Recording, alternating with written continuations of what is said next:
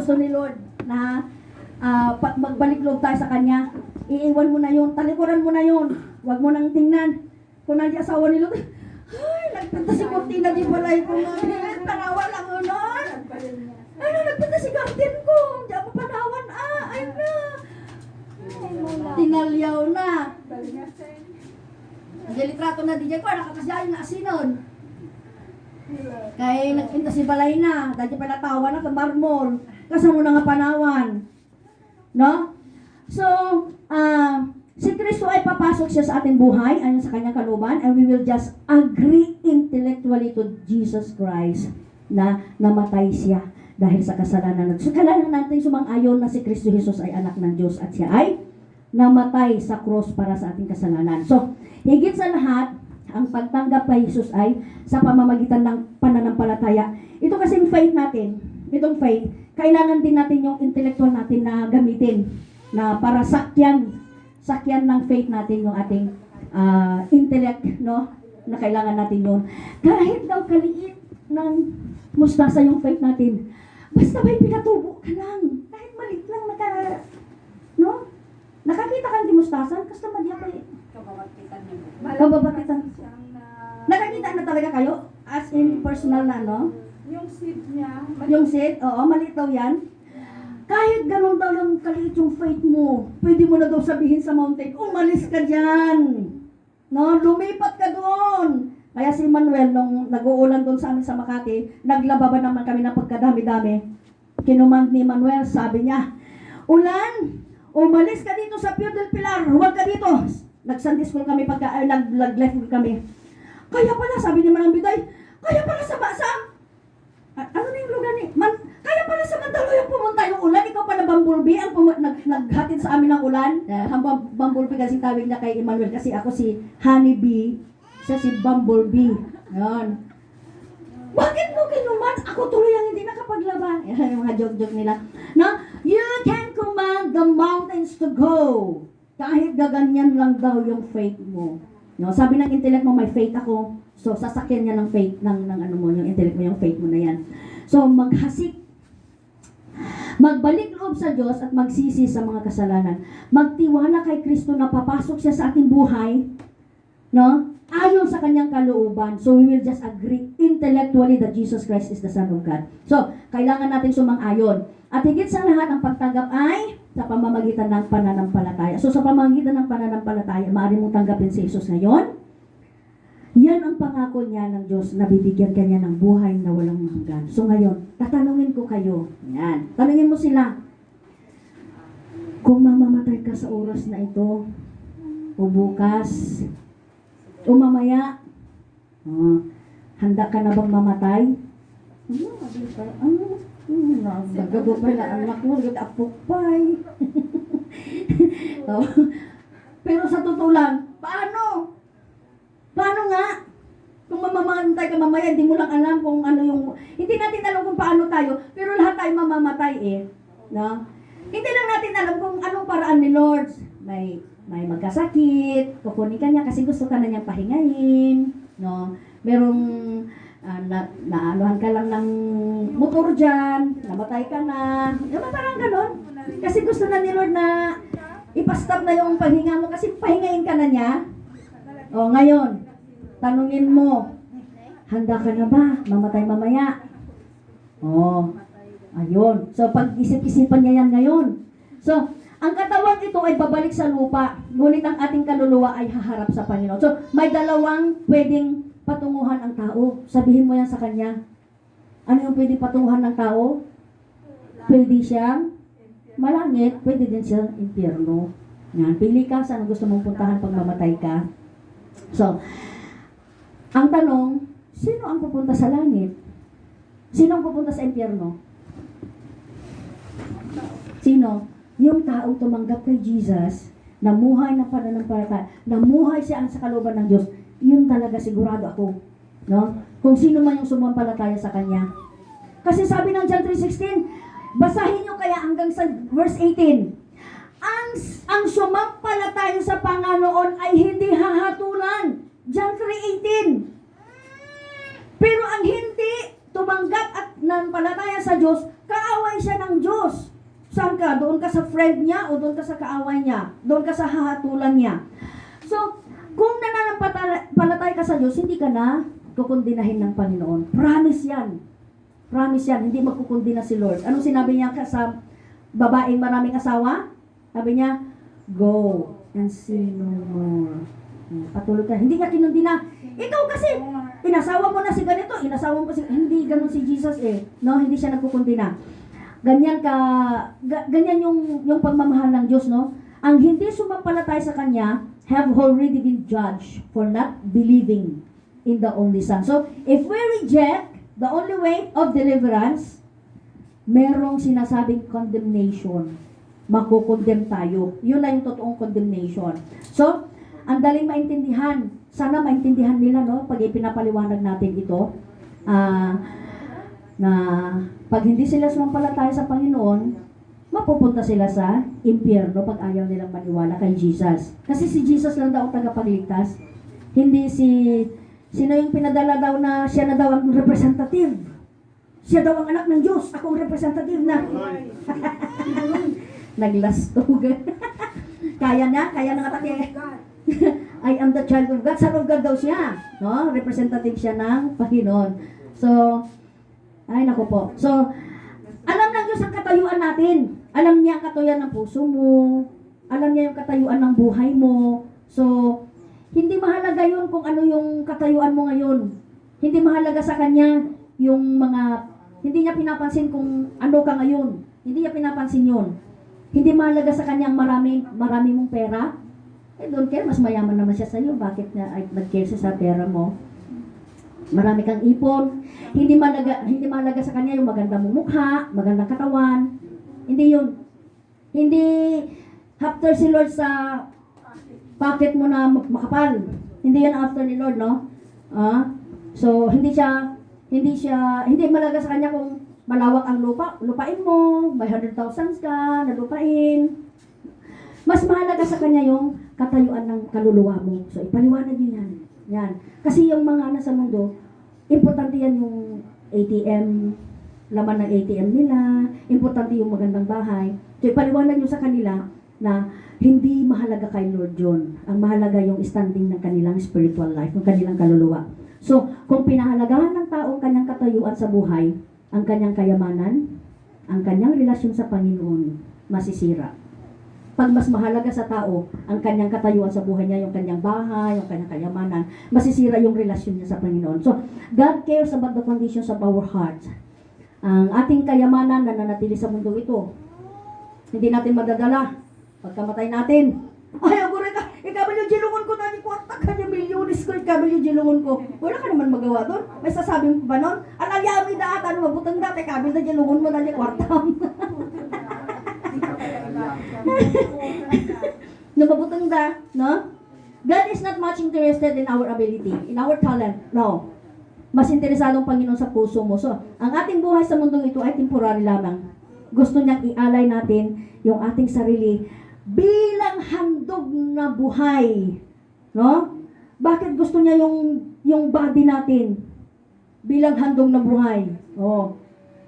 Sinabi niya sa atin yan sa Romans 12:1. Ang katawang iniingatan natin, nililinisan, inaalagaan, dinadamitan, sinusuotan ng mamahaling alahas, no? Mamahaling singsing, mga alahas, isang araw, papanaw ang katawan na ito. Sa araw na yon, wala nang kabuluhan ang katawan na yon. Yan.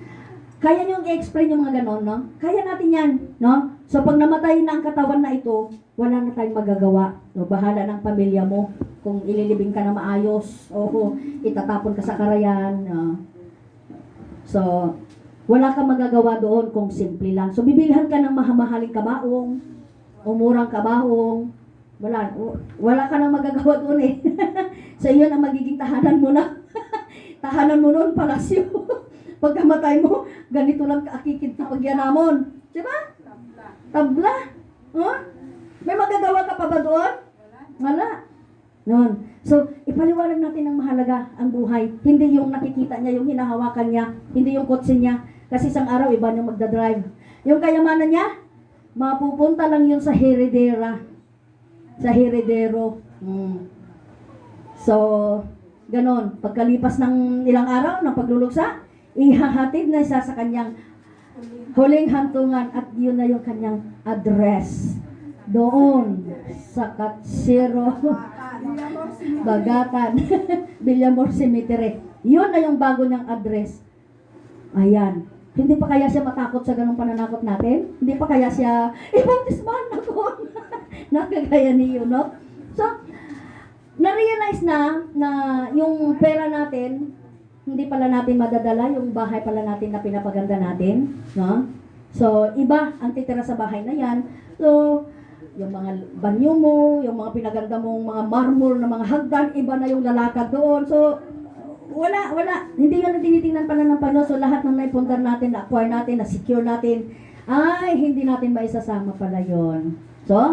So sa kanyang destinasyon, hindi ito ang mahalaga. Ang mahalaga sa ating destination ay yung ating kaluluwa. So, yung kaluluwa ang maglalast forever kasi yun siya ang haharap sa Panginoon. Hindi pwedeng sabihin mo sa Panginoon na, Lord, 10 million, iligtas mo ako, babayaran ko, kaya ko yon. No? Hindi natin mababayaran ang kaligtasan. Lord, bilyonaryo ako, kaya ko yan, bayaran ko. So, hindi yung ganun ang paraan ni Lord, no? Ano yung paraan ni Lord para maligtas? Tanggapin si Jesus, mabuhay muli, kailangan maborn again itong puso, no? Itong kaluluwa natin. Dalawa kaming preacher ngayon. May nagpipreach sa likod. Ayan, narinig niya. Okay? So, ang gusto ng Lord ay maglingkod tayo sa Panginoon.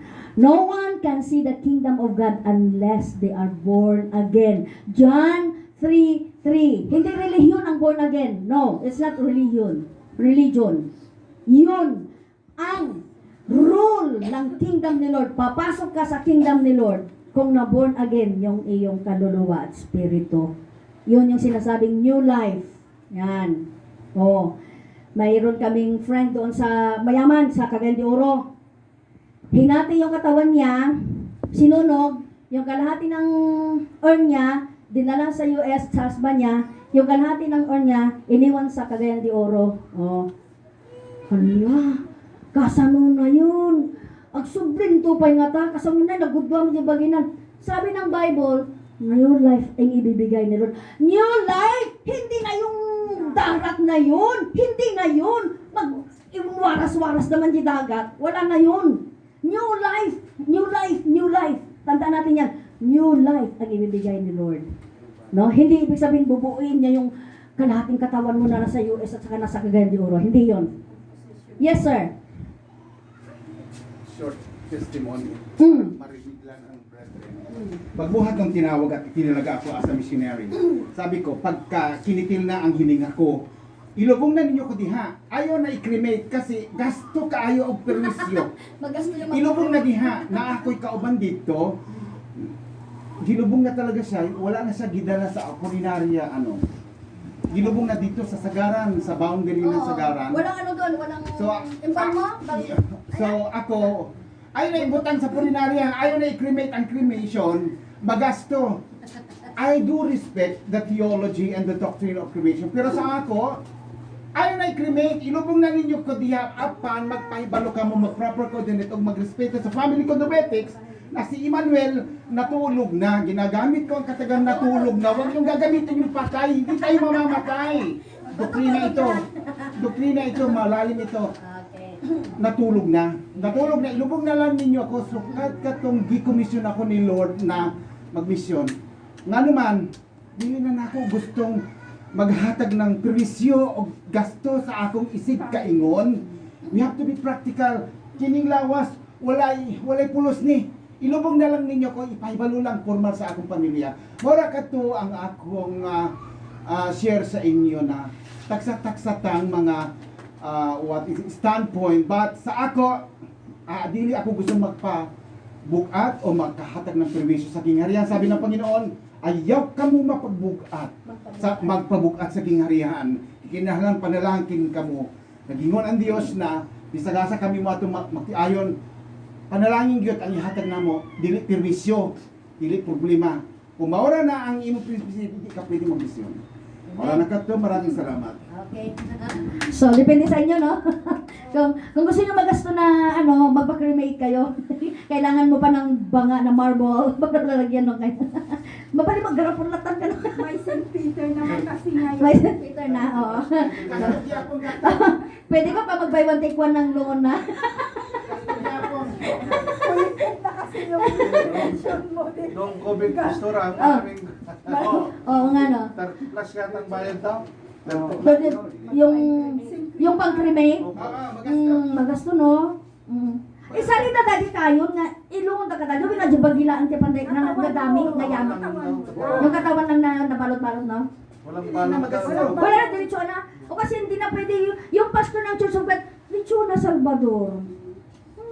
Classmate mo, Oo. na-COVID siya. Diretso. Diretso Diretso.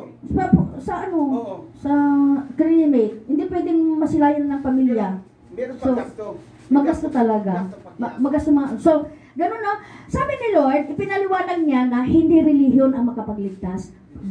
Yes again. Pero yung mga ganun na mga pagmamatay pastoral, may mga tradisyon kasi minsan. Oh, yes, Sinusunog nila yung patay nila kasi makikita daw nila na sa langit pupunta yung So, asok. Kasi makikita nila yung sa Grabe, no? langit talaga mapunta yung kaluluwa niya.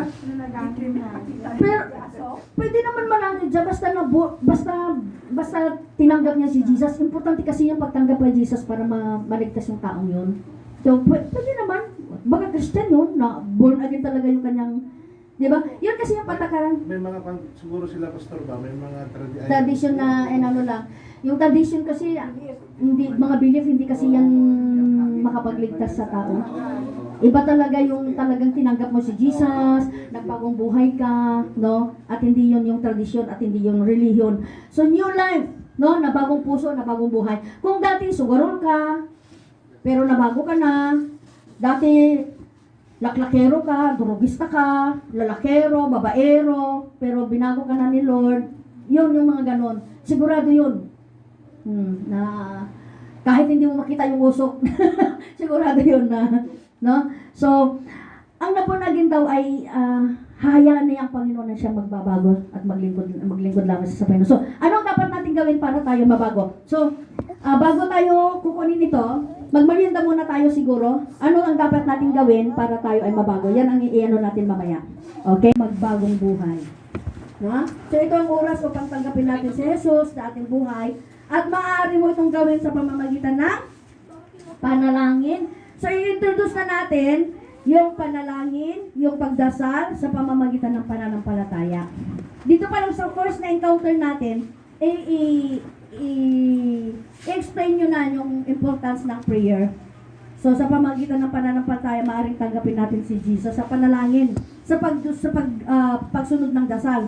So, sumunod lang kayo sa panalangin na ito, sasabihin mo, at paniwalahan si Jesus na siya magliligtas sa iyo. So, we have here and prayer of acceptance. So, sumunod kayo sa akin para alam niyo kung paano magpa-prayer of acceptance. Sige, picturean niyo muna. Yan yung simpleng prayer of acceptance. Kung English, kung nakita mo mga intellectual people sila, gamitan mo siya ng English. Pero nakita mo ng mga ordinary people na nakakaintindi ng Tagalog, yan in-interpret ko siya sa Tagalog para mas mano natin siya. Okay? So, kunwari magpatanggap tayo, sabihin mo sa kanila, sumunod lang po kayo sa akin sa panalangin nito, paniwalaan mo na si Jesus na siya ang magliligtas sa iyo. Sige, sumunod kayo sa akin. Kunwari kayo Hindi yung po magpatanggap kahit hindi po pastor. kaya kasi nga, ito na yung personal evangelism na natin. Ito na. So, kunwari ito na gagamitin mo, magpatanggap ka. Opo. Okay, sige, sumunod tayo. yes. Okay. Teacher siya sa Bible School. Dato siya. Pero nung na-discover namin, isa sa principal sponsor ko sa Cagayan de Oro, babaero, naglabasan ng mga anak niya. Ang dami niyang anak, pero teacher sa Bible School. Pero alam nyo, recommitment. Bago siya namatay, pinatanggap siya kay Jesus. Pinatanggap ulit. Pero naglilingkod na raw siya. Yung pala, nakikipag-niig at nakikisayo pa sa libutan. Ito yung kasalanan. Best friend niya. Pinarusahan ni Lord. Nagkasakit muna, pinarusahan. Dito, pastor, dahil pinarusahan. Hindi ko nababanggitin. Nung nag-born again tayo, umpisada na yung discipline. Sa dami-dami ng discipline, technicalities, hindi tayo makinig. Ako nga, ilang beses nga din pinarusahan. Pinarusahan ako. Ilang beses na miscarriage siya. Parusa. Pero huminga pa rin ako. Eh kung hindi ka na, kitilin na, yung isang pastor dito. Ayoko nang banggitin. So yun lang ang ko, nakakatakot talaga. Okay. So, kunwari, Alin, so magpatanggap ka na. Ito yung gagamitin mong simpleng form ng papatanggap. So, sumunod kayo sa akin lahat. Kunwari, kayo yung pinapatanggap ko, okay? Sumunod po kayo sa akin. Ay sa panalangin ito na paniwalaan nyo na si Jesus na siya yung magliligtas sa iyo. Sige po, mag-pray po kayo kasama ko. Lord Jesus, kailangan marinig po yung pag-confess ng tao, kailangan malakas na marinig. Okay, Lord Jesus, I need you. Thank you for dying on the cross for my sins. I open the door of my life and receive you as my Savior and Lord. Thank you for forgiving my sins. Take control of the throne of my life. Make me the kind of person you want me to be. Lord God, I pray that you write my name in the book of life. Thank you. And I welcome you into my life. This I pray in the most precious name of the Lord Jesus. Amen. So, kung nakita mong ordinaryong mga tao yon, gamitin mo yung format ng Tagalog natin. Maghari ka sa aking puso, dalangin ko, pumasok ka sa aking buhay. Mga ganon, no? So, pag nasabi mo na yun, napatanggap mo na sila, Amen! Congratulations! Sabihin mo sa kanila, congratulations! So, kung tapat ka sa pagdarasal mo, tuparin ng Diyos ang kanyang pangako sa iyo. Ipinangako ng Biblia, buhay na walang hanggan sa sinumang tumanggap kay Kristo. Ulitin ko, hindi relihiyon ang makapagbago. Si Kristo lamang, hindi relihiyon, kundi relasyon. So, ngayong tinanggap mo na, huwag kalimutan ito, ngayong tinanggap mo na si Jesus, sa sandaling tinanggap mo siya, sa pamamagitan ng pananampalataya mo, si Kristo ay pumasok na sa iyong buhay. Pinatawad na ang iyong kasalanan. Ikaw na ay naging anak ng Diyos. Ikaw na ay nagkaroon ng buhay na walang hanggan. Ngayon, magsimula kang mamuhay sang-ayon sa kalooban ng Diyos. Yun ang sasabihin natin. So, ito na yung, ang susunod natin pag-aralan ay yung follow-up. May follow-up yan. Okay? Kailangan i-follow up mo yan. So, may simple tayong susundan dito para sa follow-up natin.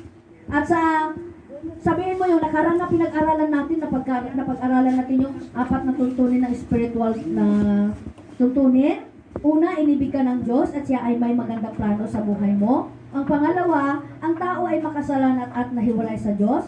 Si Kristo Jesus ang tanging lunas ng kasalanan. At pang-apat, kailangan natin tanggapin si Kristo sa ating buhay na tagapagligtas. So, sinabi ng Scripture na si Jesus lamang ang tanging daan. John 14:6. So, nilutas ng Diyos ang pagkahiwalay ng tao natin sa Kanya sa pamamagitan ng pagpapadala niya sa Kanyang anak na si Jesus upang mamatay sa krus para sa kabayaran ng ating kasalanan. So, ang pagtanggap kay Jesus ay nangangailangan ng pagbabalik loob sa Diyos.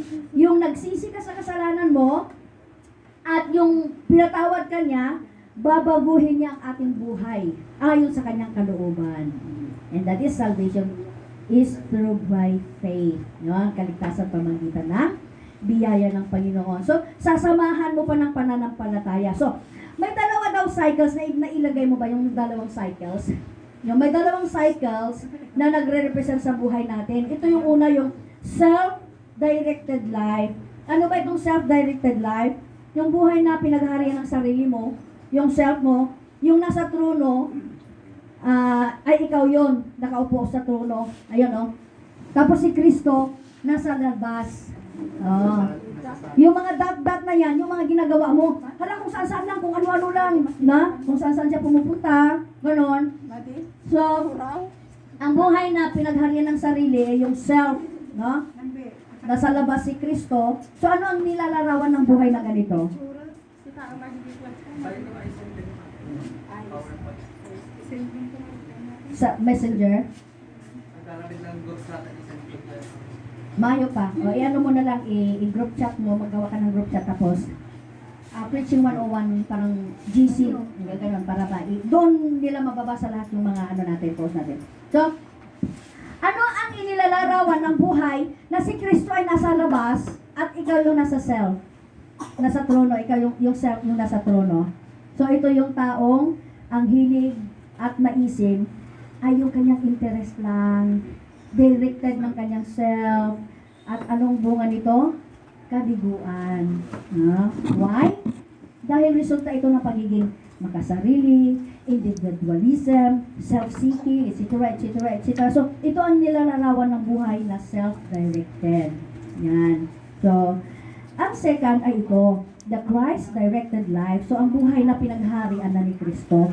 Nakita nyo sa picture, nakaupo na si Kristo sa upuan ng puso mo. At yung self, nasa baba lang siya. At tingnan nyo yung mga dot.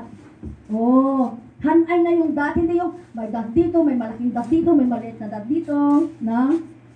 Ayun. So, Christ seated on the throne of that heart of that person. Ang interest ng tao ito ay interest na ni Lord. No? As a result, lahat niyang naisin, pinaghaharian ni Kristo. So, ang tanong, Sino may sabi? tanungin mo yung Wala tao na ito na Bigay lang ito ah. na sinisiran mo, aling larawan na yun? Sa dalawang larawan yan, aling larawan ang kumakatawan sa iyong buhay? Yan. So, ano ang larawan na nanaisin mong kumatawan sa iyong buhay? So, mula nung pinapasok mo na si Panginoon sa iyong buhay, sa pamamagitan ng kanyang pangako, mananahan na siya sa iyo at ikaw ay magkaroon ng buhay na walang hanggan. So, i-challenge mo siya na matuto na siyang magdasal at dahil sa panalangin, nakikipag-usap siya sa Diyos. So, kailangan malaman nila na ang pakikipag-usap sa Diyos ay importante. Kasi mga bago pa lang sila, kailangan nilang ma-orient, kailangan nilang ma-train na magdasal na sila para sa Panginoon. Kung may mga kailangan ka, manalangin ka, dahil sabi ni Lord, makikinig siya sa mga dasal mo. Yan. So, alam ng Diyos ng katayuan na yung puso, alam niya mahalaga yung nilalaman ng puso mo. So, yun ang tinitingnan niya. Hindi yung panlabas nating anyo. So, paano natin malalaman na si Kristo ay nasa ating buhay na? Ha? May Changes. sa akin, personally, classmates, may kapanatagan ng loob. May peace na? Kung may Kristo, i-emphasize ko yung stewardship. Palagi kang nag-tithes. Kung wala kang tithes, wala kang kapanatagan ng loob. Wala kang oras, wala kang kapanatagan ng loob. Tapos yung palagi nasa yung fruit of the Holy Spirit. Kasi ang trabaho, hindi ano yan. Walang katapusan ng trabaho. Pero Magbigay talaga ng time para sa Panginoon. I-schedule din yan ng ano. Rosario, Jesse, grabe trabaho. Lagpas ulo. Pero yung schedule mo sa Panginoon, Hindi, huwag mapabayaan. Revelation 3:20, no? So, sinabi niya na papasok siya sa iyong buhay. At sinabi niya na ang nakarinig sa tinig niya at nagbukas sa kanyang puso ay magdiriwang nakasama ang Panginoon. So, pinangako ng Biblia ng buhay na walang hanggan. Sa lahat na tatanggap kay Kristo. So, basahin natin yung isang patutuo na binigyan niya ng buhay na walang hanggan. Yung 1 John 5:11 to 13. So, si Kristo ay nasa ating buhay na lagi at hindi niya tayo iiwan. And that's what he said in Hebrews. Ano yun? 13:5? Ano ba yan? I will never leave you nor forsake you. So, promise ni God is promise ni God. No? Yan ang otoridad ng isang Kristiyano na. So, Christian, live by faith. Magtiwala yung Kristiyano yung nabubuhay. Na anuman ang gagawin niya, magtiwala na siya sa Diyos. So, kailangan yung sabihin yung sa kanya yung pagtitiwala talaga, magdasal, no? Ang tumanggap sa utos ng Panginoon ay tumutupad siya. Tuparin natin. So, gusto ko kayong bigyan ng isang halimbawa patungkol sa pananampalataya ngayon. Ay, hindi ko na naibigay para sa iyo. Yung inilalarawan ng isang truck, yung kunwari, D-Max or Hilux, or Navara Caliber. Ayan. Ayan. So, this truck is composed of, may trailer siya, may lalagyan ng gasolinahan, and the whole truck itself. No? So, yung trailer, yun yung pakiramdam o yung feelings. No? So, yung gasoline, ito yung pananampalataya o faith sa Word ni God. And the whole part, yung truck, is ito yung fact, ito yung katotohanan. So the truck will run or without the trailer. Pwede siyang tumakbo yung, basta nandun yung ano niya, yung, kahit wala siyang katawan, no? Yung truck, pwede siyang tumakbo. Ito yung, hindi makakatakbo pag yung trailer ang, may gulo nga yung trailer, pero walang hihila sa kanya kasi wala siyang makina. So, hindi siya makakatakbo. In the same way, yung isang Kristiyano na hindi umaasa sa pakiramdam o emosyon, but we place our faith, our trust in the trustworthiness of God and the promises of His Word. So, para tatakbo ang truck, kailangan lagyan ng gasoline, yung Word of God. Yun. So, kailangan malaman ng tao niyan na kailangan niya, sa pagpatuloy niya ng kanyang journey, kailangan niyang maggasolina. Yan, simbolo ng pananampalataya sa salita ng Panginoon. So, isang Kristiyano na walang pananampalataya ay hindi siya makakatakbo o makakalakad. Diba? So, kailangan natin talaga ang pananampalataya sa salita ng Diyos. So, ganun din. Mag-usbong yung pananampalataya natin pag araw-araw tayong nag-aaral. So, sabi ng Galatians 3:11, the righteous man shall live by faith. So, ang matuwid ay mamumuhay sa pananampalataya. So, may 6 tayo dito that will help us grow. 6 things to help us grow. Number 1, go to God in prayer. Kailangan maisabi natin ito sa Kanya na araw-araw talaga siyang manalangin sa Diyos. John 15:7. Kung nananatili tayo sa Kanya, mananatili ang salita niya sa hingiin natin ang gusto natin at ibibigay niya. Wow! Kaya kailangan araw-araw tayong lalapit sa Diyos. No? May reward pala yon. Number 2, read God's Word daily. So, lalago lang tayo pag araw-araw natin binabasa ang salita ng Diyos dahil ito yung mga salita ng Diyos. No? So, I suggest, if you want to read right now, start from the book of John. Magbasa na tayo starting sa book of John. Number 3, obey God moment by moment. So, sundin natin ang Diyos tuwi-tuwi na. John 14:21. And number 4, witness for Christ by your life and words. So, sabihin mo sa Kanya, ipamalita mo ito sa pamilya mo kung anong ginawa ni Lord sa'yo. Mag-witness ka rin sa kanila. Mag-testimony ka. Paano binago ni Lord ang buhay mo? So, ihagit nato na sila para, sabi kasi sa John 15:8, napaparangalan daw ang Ama kung namumunga tayo ng sagana. No? At sa ganitong paraan, na ipapakita sa inyo na tagasunod kayo ni Kristo. So, we will witness for Christ by our life and words. So, kung alam mo ang otoridad ng salita ng Diyos, hindi ka madidismaya. Kung alam mo ang otoridad ng salita ng Diyos, hindi ka madaling mag-give up. Yan, hindi ka madaling magdadalawang isip. No? Example, hala, manjak makauktot. Yan, madilang ka na makauktot. Damdama, ay na, nagsakit ulo ko. Ay na, nakibipig. Nag-high blood ako. Damdama, ay na, nagsakit yung puso na. Naatakin. Anya lang dahilan, madilang makauktot. Nagkomplikado nga dagusan. Nagrigatan. Na? Madaling magdalawang isip. Huwag magdalawang isip. No? So, but if you know the authority of God's Word, pwede mong kausapin si Kamatyan, tumaki ka. Umutot ka, tano mo dyan nga bumusog. Bloated. Nagbo-bloated yung mga tiyan natin. Number 5, trust God for every detail of your life. So, pagkatiwala natin sa Diyos, ang bawat bahagi ng ating buhay. 1 Peter 5:7, sino na kami memorize na? Cast all your cares upon Him, for He cares for you. So gusto ni Lord pala, ipagkatiwala mo sa Kanya yung mga ano mo, yung mga anxiety mo, ipagkatiwala mo sa Kanya, no? Yung mga kabalisahan natin, yung lahat ng ating mga alalahanin sa buhay. Sapagkat si Lord daw ay nagmamalasakit sa atin, nagki-care daw siya sa atin. And number 6, allow the Holy Spirit to control and empower your daily life. So, magpasakop tayo araw-araw kay Lord. Yan. Galatians 5:6-15-16. So, gusto ng Panginoon na mamuhay tayo ayon sa nais ng banal na Espiritu Santo. So, once nag-live ka na under the control of the Holy Spirit, hindi na tayo magkakaroon ng nasa sa mundo. Hindi ka na magnanasa sa mundo, wala na, mawawala na yun kasi under ka na sa control ng Holy Spirit. Si Jesus nakaupo na sa trono na ano. So, whenever we are under the control of the Holy Spirit, hindi na natin magagawa ang gusto natin ng laman natin. Hindi na natin magagawa ang gusto natin gawin. So, itong 6 na bagay na ito ay makakatulong sa ating paglago bilang Kristiyano. Yan. So, mahalaga, ang sunod ng sabihin sa kanya, ang pagdalo sa simbahan. Hebrews 10:25. Mahalaga yun. Kung gusto mong ma-nurture ka, magsimba ka lagi linggo-linggo. No?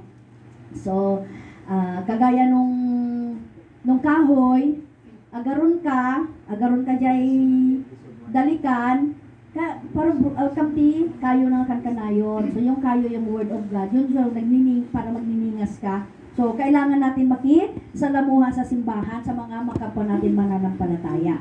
Magkusa ka talaga na dumalo sa isang simbahan na sinasamo right after na sinabi na pinatanggap mo siya kay Lord. Right after, sabihin mo sa kanya talaga na kailangan mong dumalo ng simbahan. Huwag mo nang sa sunod na linggo, ngayong linggo na ito, magsimba ka na. Ganon. So, yun ang salita ay pangaral natin. So, pwede mo siyang simulan na darating na linggo at palagi ang sa pagdalo, no? Mag-start na siya sa week and plans, mag-attend na siya regularly. Yung mga bigyan mo siya ng mga, pwede kang magbasa ng Bible, mga Christian articles, mga ganun, mga pamphlets, mga magazines, Christian magazines. So, pwede mo yun siyang gamitin para ikaw ay maglago. Ayun. So, yun lang po. Na? So, sana may nakuha tayo sa ating pag-aaral ngayon kung paano mag-share. Sana makatulong sa atin yun at mag-desire talaga tayo na i-share talaga ang gospel ni Jesus. So now,